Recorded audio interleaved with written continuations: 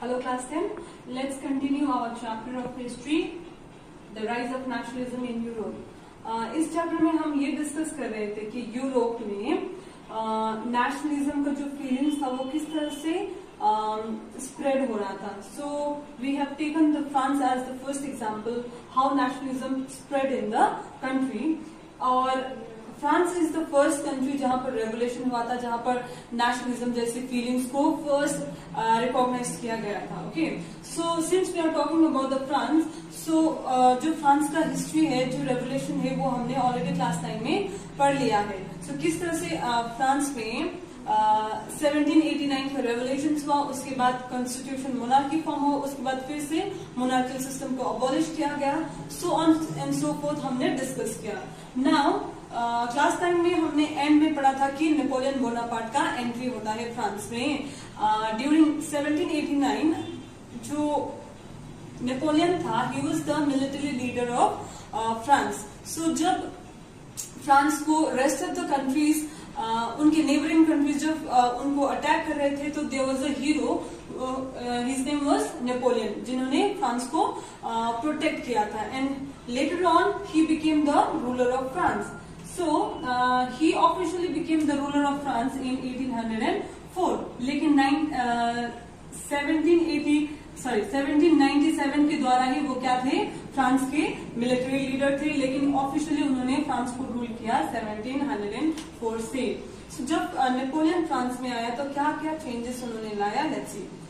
He was French military leader, destroyed democracy and reintroduced monarchical system in France, established Napoleonic code which is also known as civil code. So point number 1 ये है कि who was Napoleon, who was the military leader of France. उन्होंने जब सबसे पहला काम क्या किया था, जब फ्रांस उन्होंने अपने कंट्रोल में लाया था, तो उन्होंने डेमोक्रेसी जैसी चीजों को, जो इतना मुश्किल से फ्रेंच पीपल ने लाया था, मोनार्की को हटाया था 1792 में, जब मोनार्कियल सिस्टम कम्प्लीटली हटाया था. लेकिन फिर से नेपोलियन ने क्या किया, डेमोक्रेसी को हटाकर मोनार्कियल सिस्टम रीस्टैब्लिश किया. ओके, उसके बाद उन्होंने क्या किया, नेपोलियनिक कोड इंट्रोड्यूस किया फ्रांस में. नेपोलियनिक कोड को हम सिविल कोड भी बोलते हैं. It is also known as civil code 1804. Now what is civil code and what is Napoleon code बोल के आप लोगों को क्वेश्चन आ सकता है. So let's see what is civil code. Civil code मतलब क्या होता था. Okay, so according to the civil code, Napoleon introduce common national currency. During that period of time एक ही कंट्री के अंदर अलग अलग करेंसी को यूज किया जा रहा था. ना जब नेपोलियन आया तो उन्होंने मॉडर्नाइजिंग मेथड जिसको बोला जाता है, एज अ मॉडर्न मेथड उन्होंने क्या किया, कॉमन नेशनल करेंसी उन्होंने इंट्रोड्यूस किया. उसके बाद सिविल कोड के अकॉर्डिंग क्या होता है, उन्होंने क्या किया, इक्वालिटी बिफोर लॉ, उन्होंने इक्वालिटी बिफोर लॉ जैसी लॉज और रूल को भी इम्प्लीमेंट किया.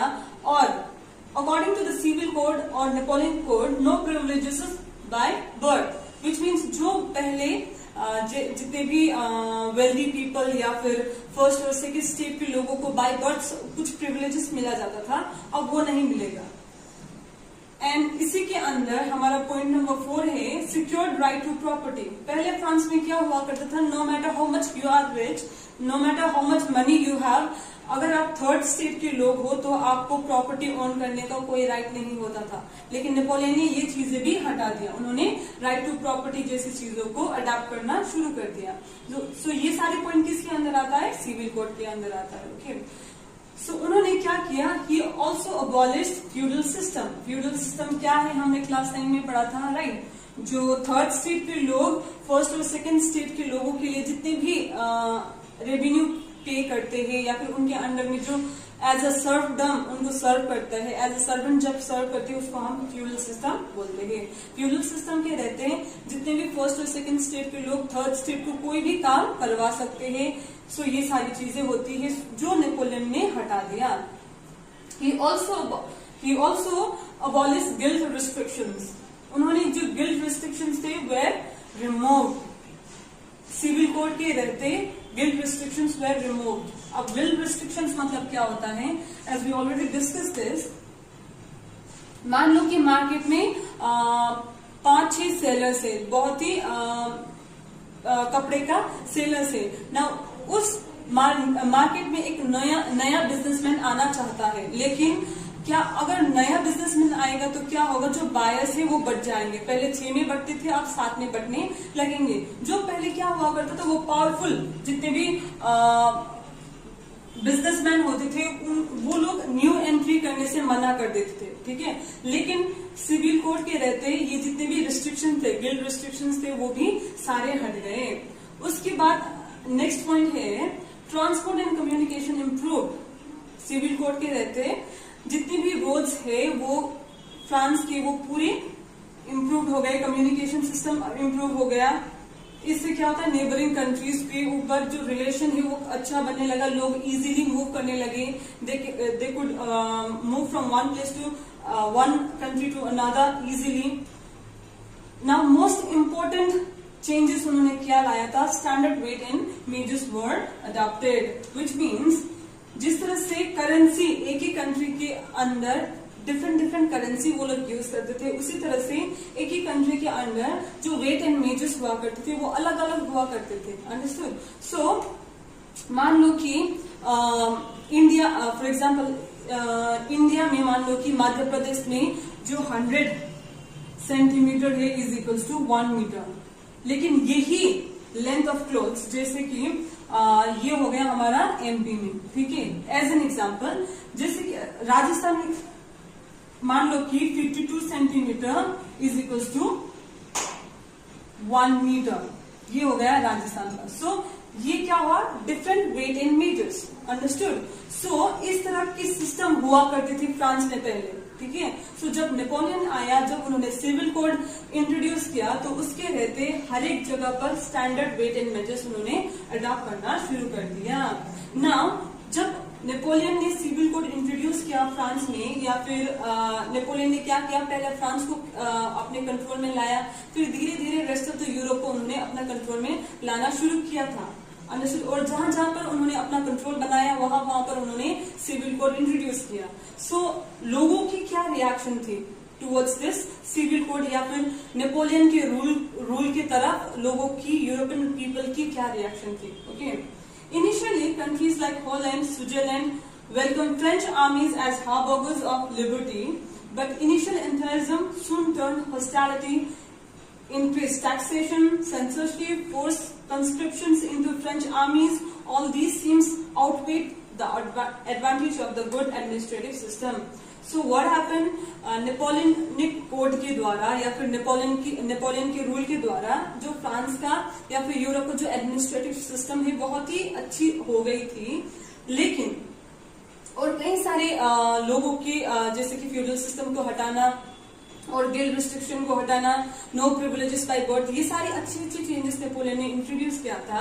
लेकिन लोगों जितनी भी फ्रांस की आर्मीज रेस्ट ऑफ द कंट्रीज में जाते थे, रेस्ट ऑफ द यूरोप में जाते थे, तो वो लोग क्या करते थे, फ्रेंच आर्मीज को बहुत ही अच्छे तरीके से वेलकम करते थे। उनको लगता था कि ये जो फ्रेंच की आर्मीज है उन्होंने फ्रांस को दूसरे कंट्रीज से बचाया है, लिबर्टी जैसी चीजें उन्होंने लाया है उनके देश में, तो वो क्या करेंगे, उनके देश में भी लिबर्टी, फ्रीडम जैसी चीजें लाने में हेल्प करेंगे। लेकिन ये जो जितने भी जोश था, जितने भी एक्टिव रिएक्शन था, वो जल्दी ही क्या हो गया, लोगों को नेपोलियन का जो रूल था वो they started disliking the rule of Napoleon. How? Because उन्होंने क्या किया था, वो सारी एडमिनिस्ट्रेटिव सिस्टम इंप्रूव करने के साथ साथ जो टैक्स थी वो भी काफी इंक्रीज कर दिया गया था, और उन्होंने सेंसरशिप जैसी चीजें भी लाई थी। सेंसरशिप मतलब क्या होता है, restrictions of freedom of press. किसी को भी अपना व्यूज, ओपिनियन एक्सप्रेस करने का जो फ्रीडम नहीं मिलता है उसको हम बोलते हैं सेंसरशिप। ओके। और उन्होंने क्या करते थे, Napoleon force conscription into French आर्मीज, which means वो फोर्सफुली लोगों को क्या करते थे, आर्मीज में लोगों को, जितने भी यंग मैन हुआ करते थे उनको आर्मीज में भर्ती करवाते थे, ठीक है, जो लोगों को अच्छा नहीं लगता था। सो जितनी भी वो अच्छी चीज है वो ये जो उनका डिसएडवांटेज है उसने क्या कर दिया था, ओवरशैडो कर दिया। सो हमारा जो नेक्स्ट सब टॉपिक है the making of nationalism in Europe, वो हम नेक्स्ट क्लास में डिस्कस करेंगे। Thank you class.